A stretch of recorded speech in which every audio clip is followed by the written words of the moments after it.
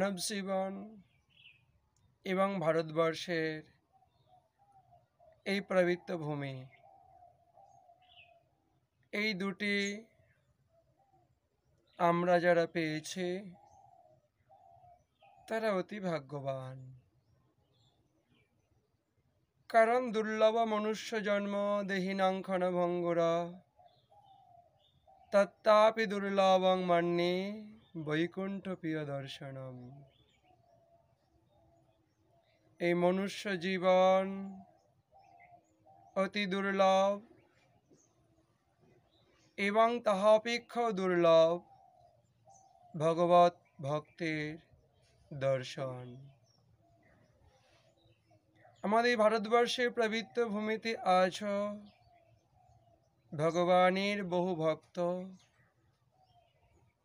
আমাদের মতো পতিত জনকে উদ্ধার করার জন্য ভ্রমণ করেন। তাই তো এই ভারতবর্ষের মাটি ধর্মভূমি, সাধন ভূমি তথা মোক্ষ ভূমি। এই ভারতবর্ষের মাটিতে লাভ করে জন্ম আমরা বড় ধন্য। 84 লক্ষ জন্ম অতিক্রম করেছি, তখন কিন্তু আমাদের এই বিবেক বুদ্ধি সম্পন্ন মনুষ্য জীবন ছিল না। তখন ধর্ম কি বুঝতে পারিনি। আজ মনুষ্য জীবনে যদি সেই ধর্মকে উপেক্ষা করে কেবলমাত্র দেহ সুখের পশ্চাতেই ধাবিত হই, মনকে অনুসরণ করি, তাহলে কিন্তু পশু পক্ষীর মতো এই মনুষ্য জীবন ব্যর্থ হয়ে গেল। ভগবানের মায়া এতটাই বলবান, যখনই যে যোনিতে জন্মগ্রহণ করি,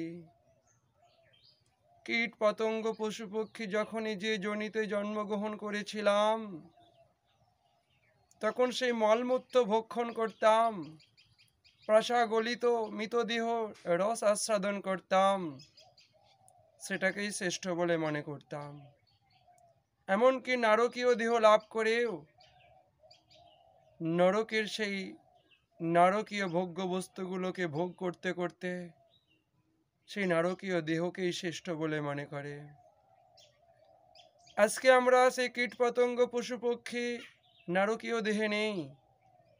আজকে একটি পশু পক্ষীর যে মলমূত্র আহার দেখে আমরা ঘৃণা করছি, অথচ আমরাই যখন ছিলাম তখন ওটাতে আমরাই মত্ত হয়েছিলাম। আজ আমাদের ঘৃণা আসছে, কারণ আমরা পশু পক্ষী থেকে উন্নত যোনি মনুষ্য দেহের মধ্যে প্রবিষ্ট হয়েছে। কিন্তু মনুষ্যের যে আহার, এটা যারা মনুষ্যের জীবনে সাধন ভোজন করে দেবত্ব লাভ করেছে, সেই দেববৃন্দ আজকে মনুষ্যের এই জীবনকে, তাদের যে আহার, সেই দৃষ্টিভঙ্গিতে তারা মনুষ্য আহারকে, যে অখাদ্য কুখাদ্য আমরা মনের লালসায় জীবের লালসায় ললায়িত হয়ে খাচ্ছি, জীবকে হত্যা করে খাচ্ছে, এ আমাদের বড় গর্হিত নিন্দনীয় আহার। কারণ আমাদের সাধনভূমি ধর্মভূমিতে আমরা প্রতিটা জীবের প্রতি দয়াবান। আমরা গোটা জগৎ সংসারকে শেখাই অহিংসার ধর্ম। ধর্ম কি, তার রহস্য কি বোঝা আমাদের মতো বিষয়ী বুদ্ধি মানুষের পক্ষে সম্ভব নয়। কারণ যে জীবন আমার কাছে প্রিয়, তেমনই প্রতিটা জীবের জীবন তার কাছে প্রিয়। যদি আমার জীবের লালসা তৃপ্তির জন্য অন্য একটি জীবের প্রাণ চলে যায়, সেটা কখনোই ধর্ম হতে পারে না, বা কোনো ধার্মিকের আচরণ হতে পারে না। তাই নিজের জীবনে যেমন তুমি অন্যের থেকে ব্যবহার চাও, তোমারও উচিত অন্যকে সেই রূপ ব্যবহার দেওয়া। যে আচরণ যে ব্যবহার করলে নিজের কষ্ট হয়, সেই আচরণ অন্যের প্রতি না করা, এটাই হলো ধর্মের গূঢ় রহস্য। তাই ধর্মের প্রকৃত তত্ত্ব শাস্ত্র পড়ে, বই পড়ে, মুখস্থ করে, 2-4টে ভাগবত কথা কাহানি শুনিয়ে কদাপি লাভ করা যায় না।